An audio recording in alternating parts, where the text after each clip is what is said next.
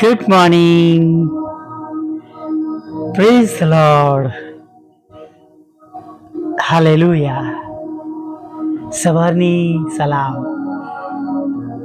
તમે જાણો છો મિત્રો, જ્યારે આ શબ્દો હું બીજી વાર બોલીશ, જ્યારે પ્રભુ તક આપશે, જ્યારે પ્રભુ આ જગ્યા પર લાવશે અથવા ઓડિયોમાં પ્રભુ ફરી વાર લઈને આવશે, ત્યારે નવો સમય હશે, નવો માસ હશે, જૂનું બધું જતું રહ્યું હશે. Praise the lord. પણ વાલા મિત્રો, આજે આનંદના સમાચાર એ છે કે પ્રભુએ આ આખો માસ આપણી સાથે રહીને, આપણને સહાય કરીને, મદદ કરીને, આપણી પ્રાર્થનાઓના ઉત્તર આપીને, આપણી બધી ચિંતાઓ તેમના પર લઈને આ માસને આપણને પૂરો કરવામાં મદદ કરી છે. પહેલું પિત્તર 5:7 નહીં? તમારી સર્વ ચિંતા તેના પર નાખો ને તે તમારી સંભાળ રાખશે, કેમ કે તમારી સંભાળ રાખે છે. અને આખો માસ તેમણે તમારી ને મારી કાળજી લીધી છે, તમારી ને મારી સંભાળ લીધી છે. મારા મિત્રો, એવું તો જરાય નથી ને આપણે એવું કહી ન શકીએ. હા, આપણી પરિસ્થિતિઓ નથી બદલાઈ, આર્થિક પરિસ્થિતિ નથી બદલાઈ, અથવા બીજી ઘણી એવી બાબતો નથી બની માટે આપણે પ્રભુને એવો દોષ નથી આપી શકતા. હું પણ રોજ પ્રભુની આગળ એક વિનંતી લાવું છું, પ્રભુ વાહનના રૂપમાં, અથવા મેં આ વર્ષમાં કદાચ બીજી કે ત્રીજી વાર મેં અરજ કરી હશે કે કદાચ નાણાંથી તમે મદદ કરી શકો તો મદદ કરી. કોઈ નહીં આવ્યું, પણ શું એનાથી કંઈ કામ અટક્યું?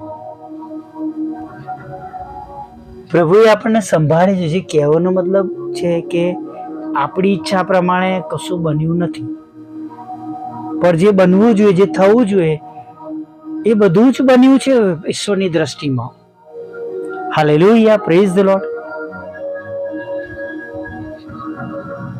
છેલ્લા 4 માસમાં મેં કહ્યું હતું કે શત્રુઓ થોડા વધારે હાવી થયા, અને ખબર નહીં કઈ બાબતોથી બિચારા પ્રભુના ભજન કરનાર લોકોના મન બદલી નાખે છે શેતાન.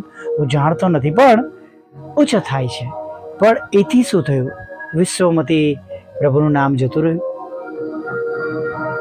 પ્રભુનું કામ કરનાર લોકોને આપણે જોઈએ છે અત્યારે કેવી પરિસ્થિતિ છે, મુશ્કેલીઓ છે. પણ એથી વિશેષ શું થયું? તમે પ્રભુનું નામ લેવાનું છોડી દીધું, તમે સવારની પ્રાર્થના કરવાની મૂકી દીધી, બપોરની વેળાએ પ્રભુની આગળ નમવાનું મૂકી દીધું, સાંજના વેળાએ પ્રભુનો આભાર માન છોડી દીધું, રાત્રિમાં સૂતા પહેલા બાઇબલ વાંચીને પ્રાર્થના કરશું તમે મૂકી દીધું. અને જેઓ પ્રભુના છે વાલા મિત્રો, પ્રભુ પર ભરોસો રાખનાર છે, વિશ્વાસ રાખનાર છે, તેમણે કદી પણ કોઈ પણ સારા વાનાની અછત પડવા દીધી નથી.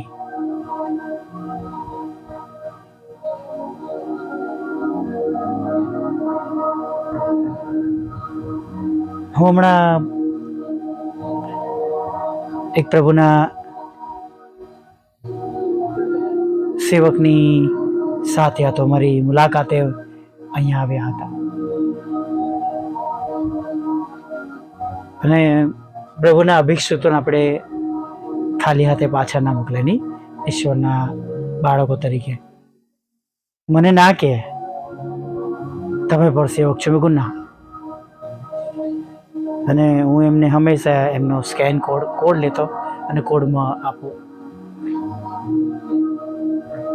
મેં એમને કહ્યું કે સોરી સર, કેશ હું તમને એટલે નથી આપતો કેમ કે હું કોઈ જગ્યાએ મુલાકાતે જતો નથી, કે કોઈ મને આપે ને હું તમને આપું,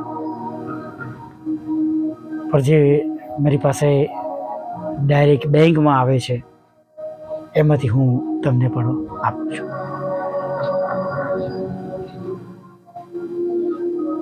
તેઓ પણ વિચારો પડી ગયા નહીં કે ખરેખર આ એક ઈશ્વરના લોકો, બાળકો તરીકેની એમની ઓળખાણ છે. જેમ ગઈકાલે પણ કહ્યું હતું કે પ્રભુ કહે છે માપ્યા વગર આપો, ઉભરાતું છલકાતું આપો, લેવા કરતા આપવામાં વધારે ધન્યતા છે નહીં. અને ઈશ્વરના બાળકો તરીકે આપણે પણ પ્રભુને આપવું જોઈએ.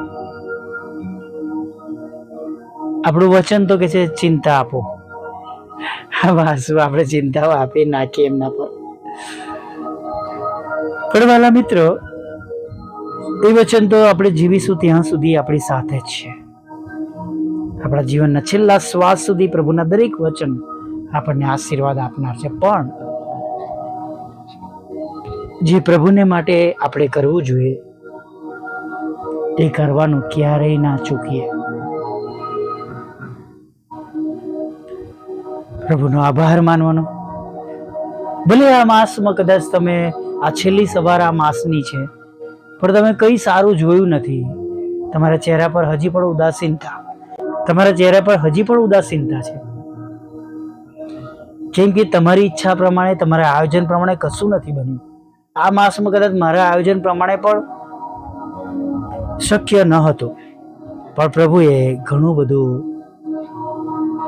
બધું એટલે મેક્સિમમ પ્રભુએ કાર્ય કર્યું. Praise the lord.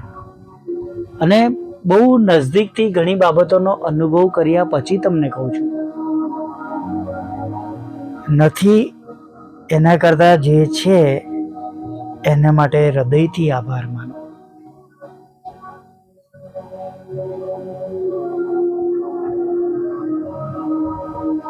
અને જ્યારે આપણે આભાર માનીએ છીએ, પ્રાર્થના કરીએ છીએ,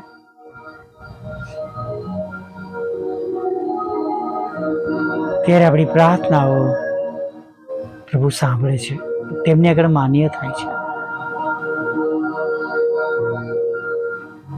એવું જરૂરી નથી કે દરેક વખતે વાર જ લાગે.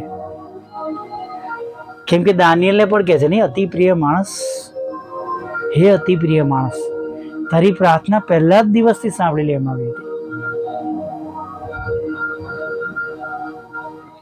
પણ તમે અને હું પ્રભુમાં ન રહીએ, પ્રાર્થનાનો જવાબ મેળવીએ નહીં, તે માટે શૈતાન પણ આપણને આમ તેમ ભટકાવી દે છે નહીં.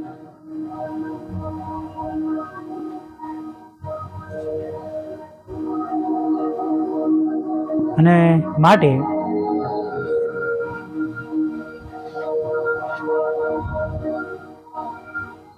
આજની આ સવારમાં જે પ્રભુએ આપણને દેખાડી છે કે જ્યારે નવી સવાર જોવાના, ત્યારે નવા માસ મળશું, ત્યારે આભાર માનવાનું વધારે યાદ રાખજો. નથી મળ્યું એ પ્રભુ જાણે જ છે. અને આપણી વ્યવસ્થા જે પ્રભુએ આપણને આપી છે, માંગો અને તમને મળશે, વચન પ્રમાણે માગવાનું પણ છે. પણ જેમ પાઉલ કહે છે ફિલિપી 4 અને 6માં, કશાની ચિંતા ન કરો, પણ દરેક બાબતમાં પ્રાર્થના વિનંતીઓ વડે આભાર સુધી સહિત તમારી અરજો ઈશ્વરને જણાવો. હે ને? આભાર સુધી સાથે પ્રભુની પાસે દરેક બાબતને લઈ જઈએ. જ્યાં કશું નથી ત્યાંથી પ્રભુ કરી શકે છે, તમે એનું જાણીએ છીએ. એ પાણીમાં એ સમયે એટલા બધા માછલા આવ્યા, જાણીએ છીએ. એ 2 માછલી અને 5 રોટલી કેટલા બધા લોકો માટે પુરવાર થઈ, આશીર્વાદિત થઈ, ખોરાક બન્યો, એ તમે એનું જાણીએ છીએ. કાના ગામમાં પ્રભુએ એ પાણીના કુંડો ભરાવડાયા અને દરેક કુંડને દ્રાક્ષા રસમાં પરિવર્તિત કરી દીધા, પાણીને દ્રાક્ષ પરિવર્તિત કરી દે, આપણે જાણીએ છીએ. હાલેલુયા. આજે પણ એ જ ઈશ્વર છે. ભલે સમય થઈ ગયો હોય પણ વિશ્વાસ ન ગુમાવતા. પ્રાર્થનામાં જઈએ. ભલા પ્રભુ, અમે તમારી સ્તુતિ કરીએ છીએ અને ખરેખર પ્રભુ તમારો આભાર માનીએ છીએ કે તમે આ માસમાં અમારી સાથે રહ્યા છો. આ માસમાં તમે અમારી સંભાળ લીધી છે. આ માસમાં તમે અમારી કાળજી લીધી છે. અને આ માસમાં પ્રભુ રોજની જેમ આજની સવાર પર તમે અમને દેખાડી છે. અને પ્રભુ, અમે વિશ્વાસ કરીએ છીએ કે પ્રભુ તમારા આશીર્વાદોમાં કોઈ ખેદ મિશ્રિત નથી. અને બસ પ્રભુ, એ વિશ્વાસ સાથે આજે આગળ વધારો. અમારી ચિંતાઓ, તકલીફો, દુઃખો, જરૂરિયાતો બધું અમે તમારને સોંપી દે છે, તમારા પર નાખી દઈએ છીએ. તમે અમારા માટે સર્વ બાબતોની કાળજી લેશો એવી અમે વિનંતી કરીએ છીએ. સાથે પ્રભુ, જેઓ તમને મળવા આવ્યા છે, જેઓ તમારું ભજન કરી રહ્યા છે, તમારી સ્તુતિ કરી રહ્યા છે, આરાધના કરી રહ્યા છે, દુઃખમાં તો છે જ પ્રભુ, પણ તેમ છતાં પણ પ્રભુ તેઓ આભાર સ્તુતિના અર્પણો લઈને તમારી પાસે આવ્યા છે. કેમ કે પ્રભુ, તેઓનો વિશ્વાસ છે કે આજે ને તો કાલે તમે એમની માંગણી પ્રમાણે ચોક્કસ આપવાના છો. પ્રભુ, એવા વિશ્વાસુ ભાઈ બહેનો, વૃદ્ધો, વડીલો, જુવાનો, દીકરા દીકરીઓ માટે મધ્યસ્થતા કરીએ છીએ પ્રભુ કે તેઓના માટે એ પ્રમાણે થવા દો. હા પ્રભુઓના પ્રભુ અને રાજાઓના રાજા,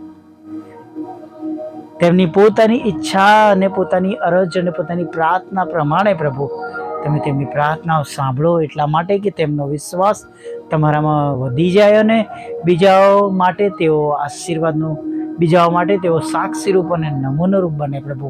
અને એમ પ્રભુ માંગવા દ્વારા પણ તેઓ આશીર્વાદિત થાય, આશીર્વાદરૂપ થાય ઘરમાં, કુટુંબમાં, પરિવારમાં.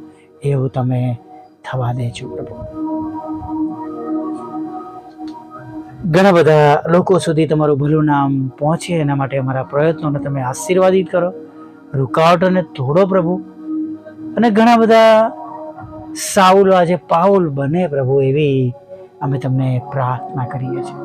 ખોવાયેલા છે, જગતમાં છે, જગતનું ચલણ પ્રમાણે છે પ્રભુ, મદદ કરો પ્રભુ, તેમને પાછા લાવો, તેમનો નાશ ન થાય.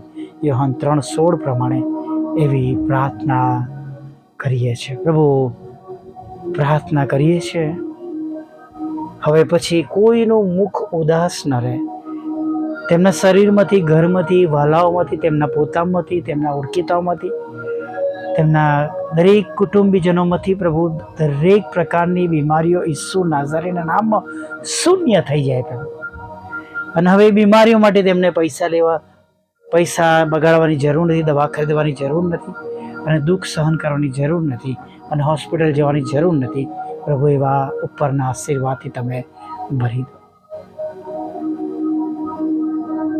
દરેક લડાઈ ઝઘડા, કોર્ટ કેસ, એફઆઈઆર તમે શાંત કરી દો, જીત અપાવો. કારાવાસમાંથી તમે તેમને બહાર કાઢો પ્રભુ, એવી અમે પ્રાર્થના કરીએ છીએ પ્રભુ.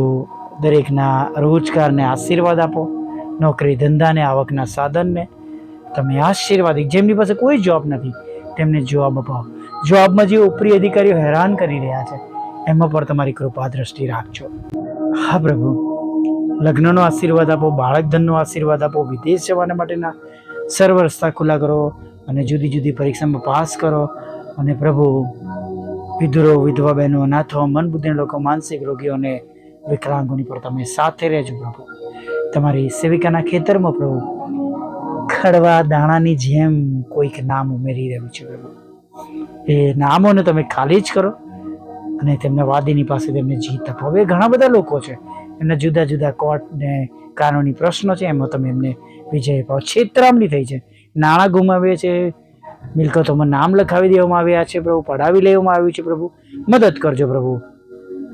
પ્લોટના એ જે પ્રશ્નો છે તમારા વડીલ માટે એ દૂર કરજો પ્રભુ, અને તમારી બંને સેવિકાઓના પ્રભુ એ મકાનો વેચાઈ જાય એવી અમે પ્રાર્થના કરીએ છીએ પ્રભુ. અમારી પણ તરફ પ્રભુ આજે તમારો લક્ષ્ય પ્રભુ તમે રાખજો, અને એ વાહનની જે અમારી અરજ છે અશક્ય રીતે પ્રભુ તમે અમારા સુધી પહોંચાડજો એવી પ્રાર્થના કરીએ છીએ પ્રભુ. પ્રભુ પ્રાર્થના કરીએ છીએ અમારા સતાવનારાના હૃદય તમે બદલજો પ્રભુ, અને પ્રભુ જે કંઈ ગુમાવ્યું છે એ પાછું આપજો, બંધ દરવાજા ખુલ્લા કરજો પ્રભુ, અને ખાસ કરીને પ્રભુ જે પ્રભુ અડચણો છે પ્રભુ એને દૂર કરજો. વોટ્સઅપ, ફેસબુક અને યુટ્યુબની સેવાને આશીર્વાદિત કરજો, અને બધાની સેવા દ્વારા તમે મહિમા પામો, અને દરેક સેવક સેવિકાના ઘરોનું તમે પોષણ કરજો પ્રભુ. સાંજના સમયમાં તમે અમારી સાથે રહેજો, અમારી સંભાળ લેજો, અને સાંજના સમય સુધી તમે એમને દોરી જજો, અને ફરી વાર તમારું ભજન ગતિ લાવજો. માગતા પ્રભુ ઈસુમાં આટલું સાંભળો, દેવા માન્ય કરજો. આમીન, આમીન, આમીન.